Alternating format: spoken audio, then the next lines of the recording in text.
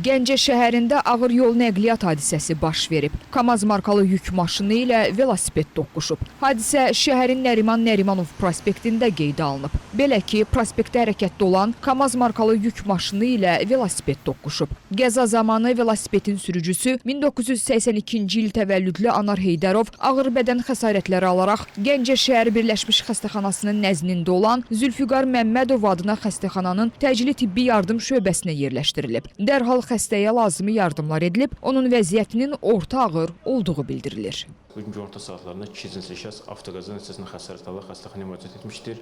Xəstə ilkin müayinə zamanı sağ ayağının açıq baldır oynağı və diz oynağının açıq sınığı müayinə olmuşdur. Xəstəyə ilkin yardım göstərildi və Passat xəstəxanasına göndərildi. İlkin məlumatlara görə Anar Heydərov idarə etdiyi velosipedlə hərəkətdə olan zaman KAMAZ-a çırpılıb.